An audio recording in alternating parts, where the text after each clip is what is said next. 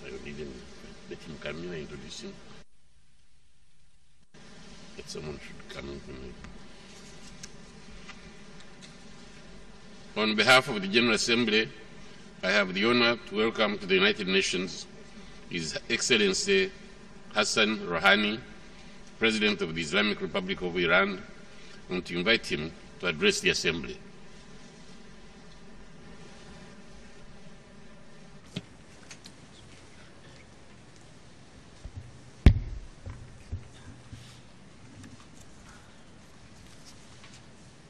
بسم الله الرحمن الرحیم. In the name of God, the most gracious, the most merciful.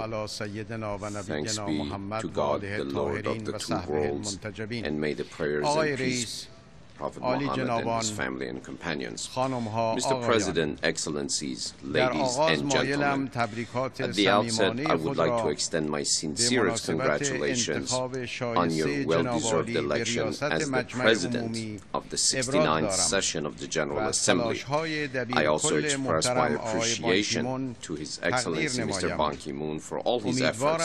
It is my genuine hope that this year's session of the General Assembly brings the world in its current critical situation a step closer to security and tranquility of human beings, which is, of course, a fundamental goal of the United Nations. Mr. President, I am coming from a region of the world whose many parts are currently burning in the fire of extremism and radicalism. To the east and west of my country, extremists threaten our neighbors, resort to violence, and shed blood. They, of course, do not speak a single language. They are not of a single skin color and not of a single nationality. They have come to the Middle East from around the world. They do, however, have a single ideology: violence and extremism. They also have a single goal: the destruction of civilization, giving rise to Islamophobia and creating a fertile ground for further intervention of foreign forces in our region. I deeply regret to say that terrorism has become globalized, from New York to Mosul, from Damascus to Baghdad, from the easternmost to the westernmost parts of the world, from Al-Qaeda to Daesh. The extremists of the world have found each other and have put out the call: extremists of the world, unite. But are we united against the extremists? Extremism is not a regional issue that only the nations of our region have to grapple with. Extremism is a global issue. Certain states have helped in creating it and are now failing to withstand it. Currently, our peoples are paying the price. Today's anti-Westernism is the offspring of yesterday's colonialism. Today's anti-Westernism is a reaction to yesterday's racism. Certain intelligence agencies have put blades in the hands of madmen who now spare no one.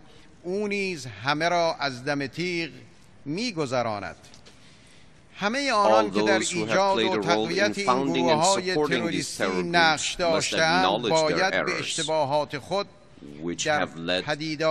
They need to apologize not only to the past generations, but also to the next generation. To fight the underlying causes of terrorism, one must identify its roots and dry its source fountains. Terrorism germinates in poverty, unemployment, discrimination, humiliation, and injustice. And it grows in the culture of violence. To uproot extremism, we must spread justice and development, and disallow the distortion of divine teachings to justify brutality and cruelty. درد بزرگتر آن است که این تروریست ها به نام دین خون میریزند و به نام اسلام سر میبرند. میخواهند این حقیقت مسلم تاریخ را پوشیده نگه دارند که بر اساس آموزه همه پیامبران الهی از ابراهیم و موسی تا عیسی و محمد علیهم السلام کشتن یک انسان بیگناه را همانند کشتار همه بشریت میشمارند.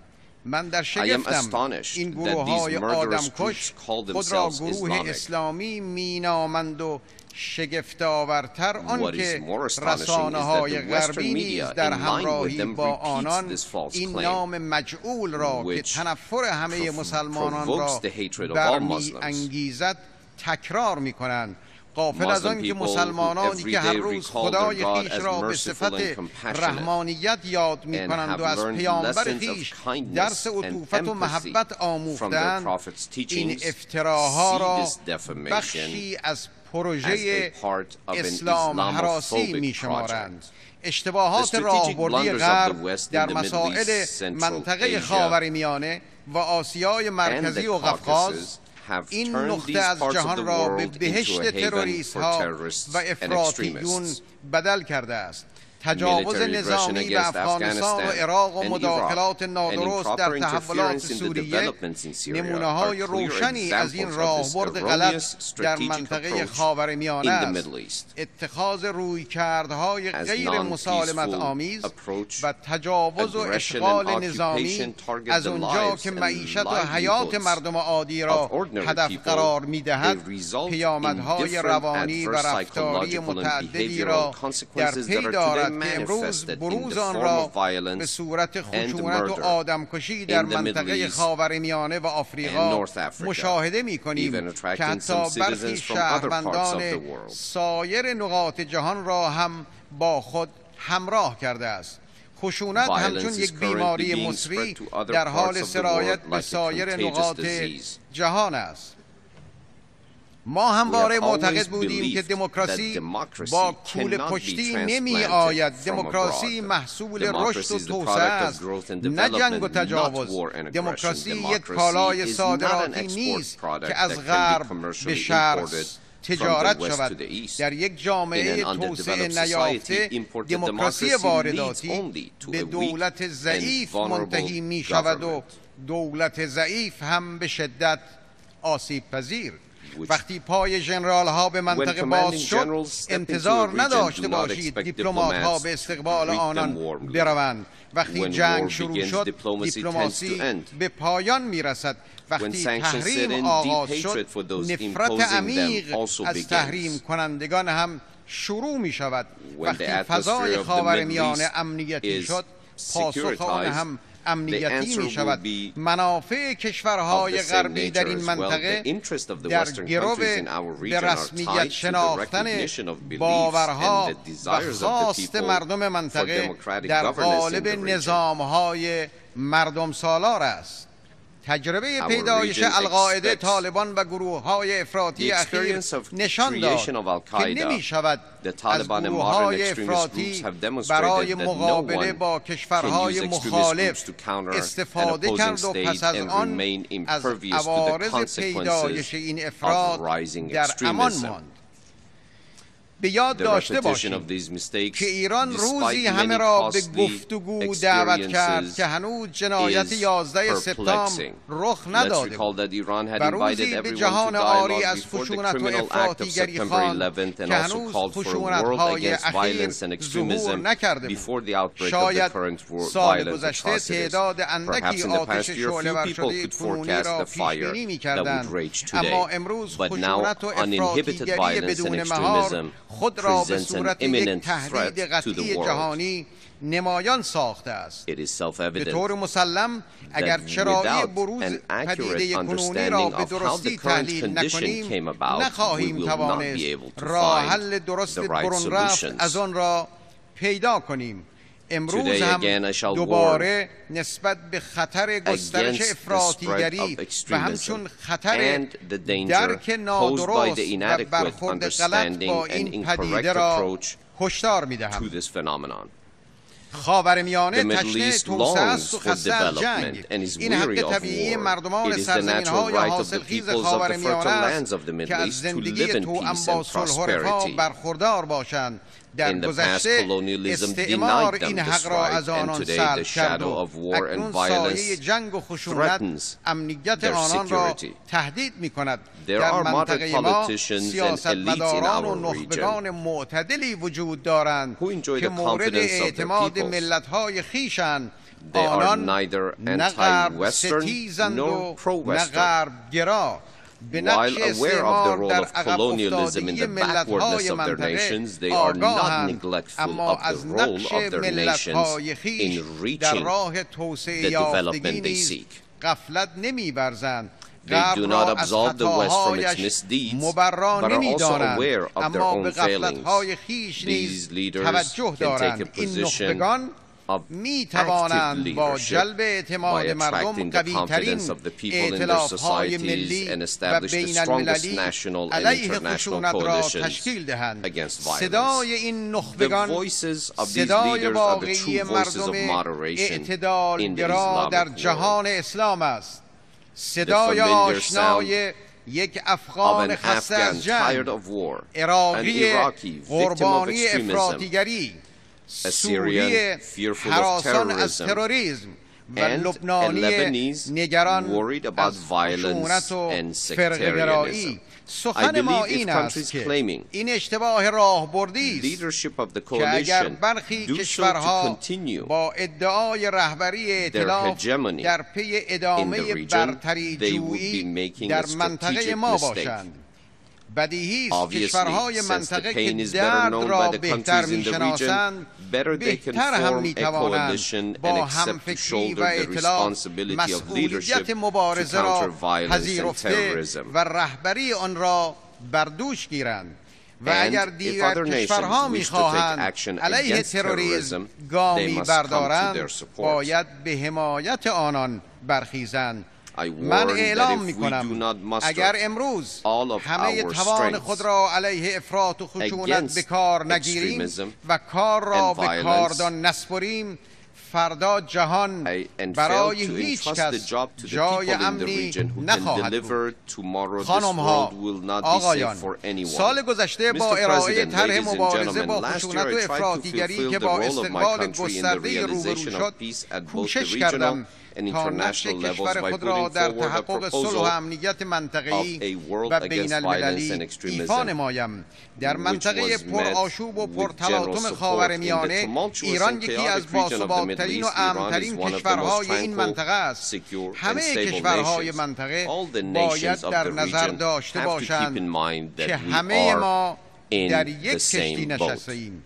در مسائل سیاسی و اجتماعی تا امنیتی و نظامی نیازمند همکاری‌های گسترده برای دستیابی به تفاهم مشترک و دائمی هستیم.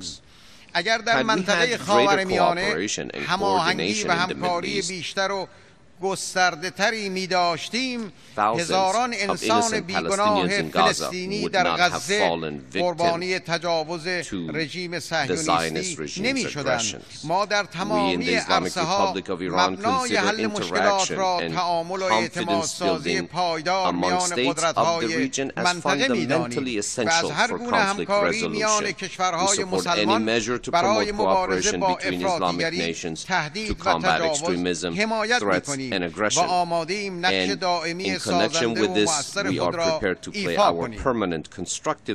آقای رئیس، تداوم تحریم‌های ظالمانه علیه ایران تداوم اشتباهی راهبردی علیه یک ملت معتدل و مستقل در شرایط حساس منطقه ماست. ما در یک سال گذشته به شفافترین گفتگوها برای اعتماد سازی در موضوع هستی ایران دست زدیم و نه در اثر تهدید و تحریم که بر مبنای اراده ملت خود مذاکره جدی و صادقانه را در دستور کار قرار دادیم، زیرا بر این باوریم که موضوع هسته‌ای یک راه حل بیشتر ندارد و آن فقط مذاکره است.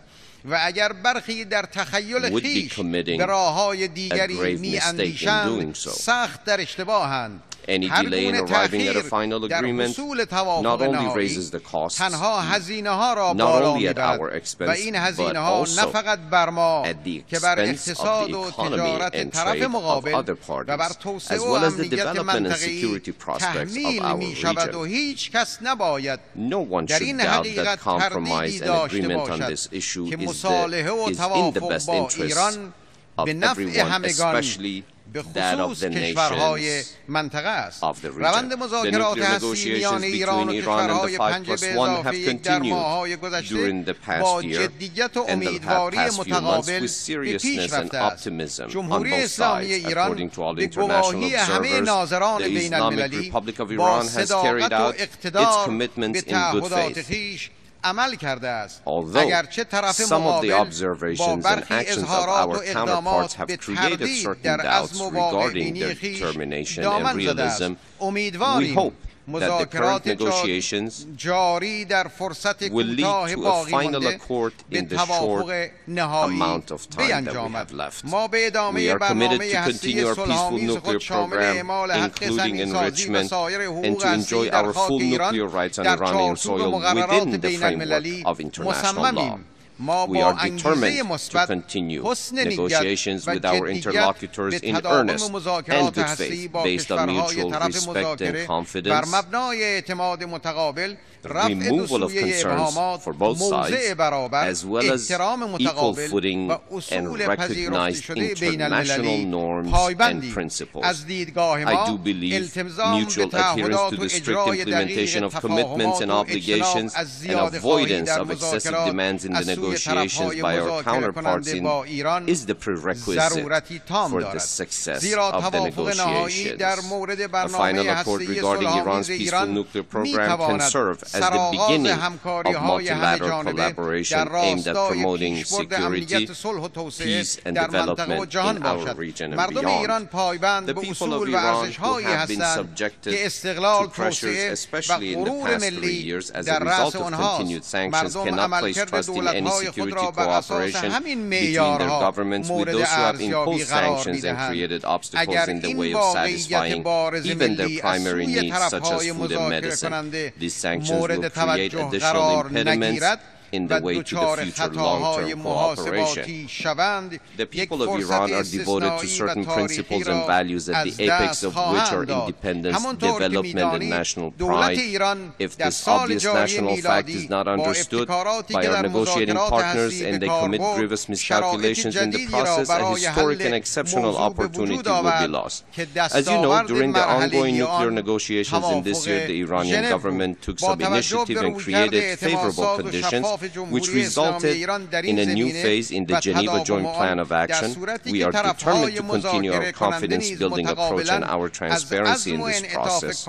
If our interlocutors are also equally motivated and flexible, then we can overcome the problem and reach a long-standing agreement within the time remaining, then an entirely different environment will emerge for cooperation at the regional and international levels, allowing for greater focus on some very important regional issues, such as combating violence and extremism in the region.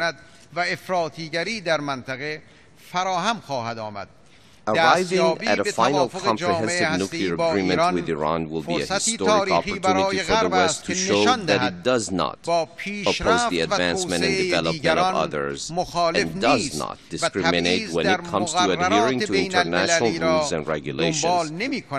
This agreement can carry a global message of peace, security, indicating that the only way to attain conflict resolution is through negotiations and respect, and not through conflict and sanctions. Mr. President, ladies and gentlemen, last year the great nation of Iran broadly participated in the calm and impressive presidential elections and endorsed the discourse of foresight, hope, and prudent moderation. Thereafter, they supported their elected government in its efforts in building the country, while some of the countries around Iran have fallen prey to war and turmoil. Iran remains secure, stable, and calm.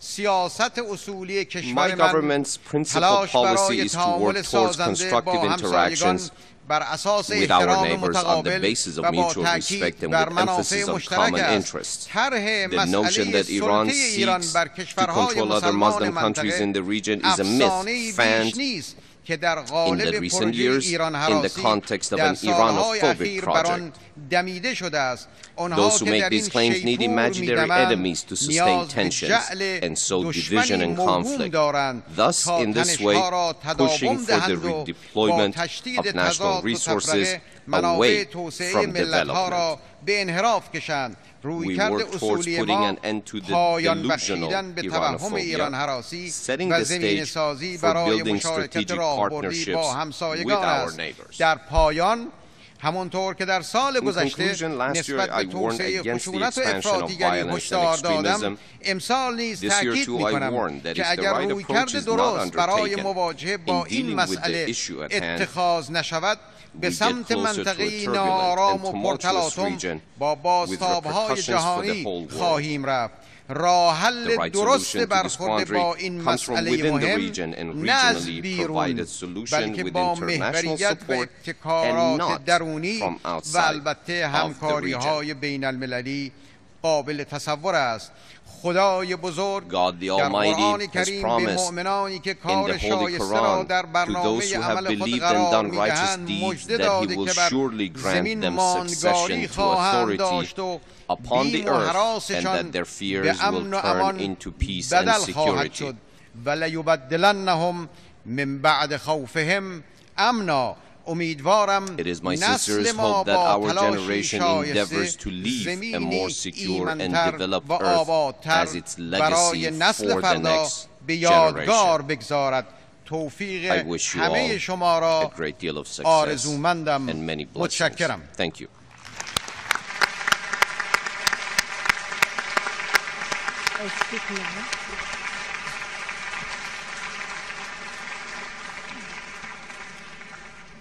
On behalf of the General Assembly, I wish to thank the President of the Islamic Republic of Iran for the statement just made. May I request representatives to remain seated while we greet the President.